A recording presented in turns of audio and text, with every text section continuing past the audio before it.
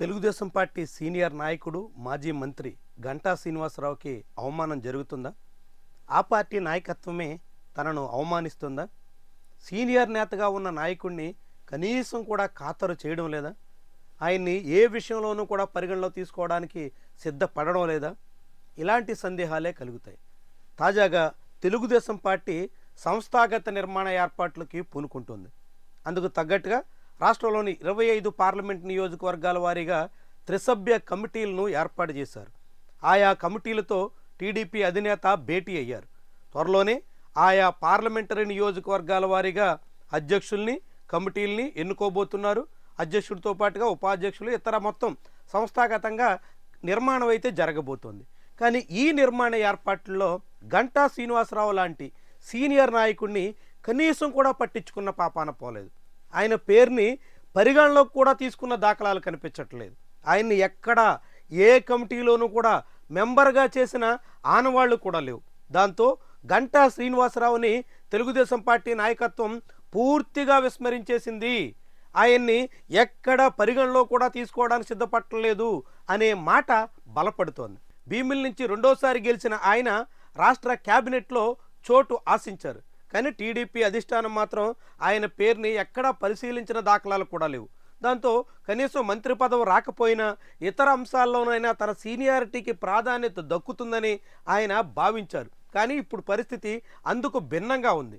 భీమిలి నుంచి ప్రాతినిధ్యం వహిస్తున్న ఆయన్ను పూర్తిగా పక్కన పెట్టేసినట్టేనా అనేటువంటి అభిప్రాయం బలపడుతోంది. తాజాగా పార్లమెంటరీ కమిటీల్లోనే కాకుండా ఇతర ఏ అంశాల్లో కూడా గంటా శ్రీనివాసరావు పేరుని టీడీపీ నాయకత్వం పరిగణలో కూడా తీసుకోవడానికి సిద్ధం కావట్లేదు. దానికి అనేక కారణాలు కూడా ఉన్నాయనేటువంటి అభిప్రాయం వినిపిస్తుంది.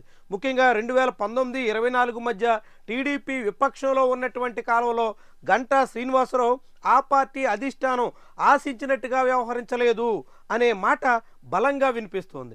అదే సమయంలో వైఎస్ఆర్సీపీతో ఆయన చాలా సన్నిహితంగా మెలుగుతూ కొన్నిసార్లు వైఎస్ఆర్సీపీలో జంప్ అయ్యే ప్రయత్నం కూడా చేసినట్టుగా ప్రచారం కూడా సాగింది. అలా వైఎస్ఆర్సీపీలో జంప్ అయ్యేందుకు చేసినటువంటి ప్రయత్నాలు బెడిసి కొట్టడంతోనే ఆయన టీడీపీ వెంట కొనసాగుతున్నట్టు చాలామందే భావించారు. ఇప్పుడు టీడీపీ అధిష్టానం కూడా వాటన్నింటినీ గమనంలో ఉంచుకుని వైఎస్ఆర్సీపీ కాదన్నందువల్లే టీడీపీలో కొనసాగుతున్నారు అనేటువంటి అంచనాతోనే గంటాని ఎక్కడా పట్టించుకోవడానికి సిద్ధపడలేదు అనే మాట వినిపిస్తుంది. మరి ఇదే నిజమైతే గంటా శ్రీనివాసరావు ఎంతకాలమని తెలుగుదేశం పార్టీలో ఈ రీతిన అవమానాలు జరుగుతున్నా అణిగి మణిగి కొనసాగుతారు అన్నది ముఖ్యమైనటువంటి అంశం.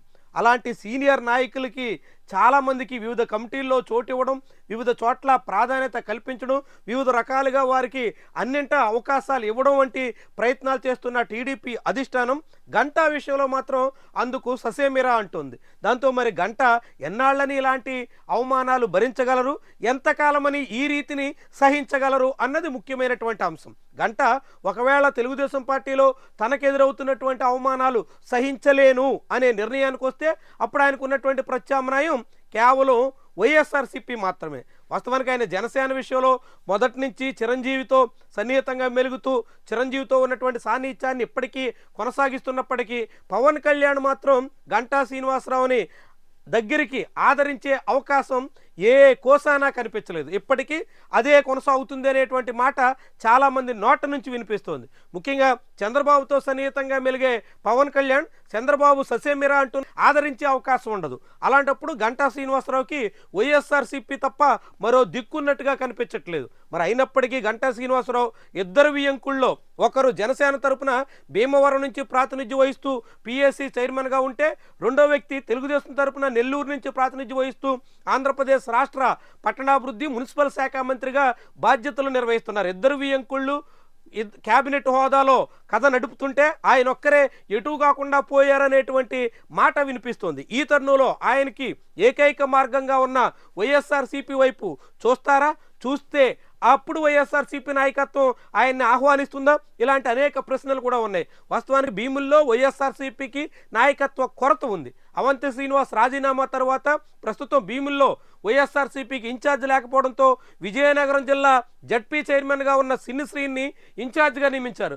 ఆయన కూడా ఎక్కువ సమయం కేటాయించడం, నియోజకవర్గంలో పార్టీని చక్కదిద్దడం వంటి ప్రయత్నాల్లో చొరవగా పాల్గొంటున్నట్టు కనిపించట్లేదు. దాంతో గంటాకి వైఎస్ఆర్సీపీ ఆహ్వానం పలుకుతుందా, గతంలో వద్దని ఇప్పుడు ఆయనకి పెద్దపీట వేస్తుందా, ఇలాంటి అనేక ప్రశ్నలు అయితే కనిపిస్తున్నాయి. అదే సమయంలో గంటా శ్రీనివాసరావు మాత్రం తెలుగుదేశం పార్టీ ఇక దాదాపుగా పక్కన పెట్టేసింది అనేటువంటి అభిప్రాయం బలపడుతుంది.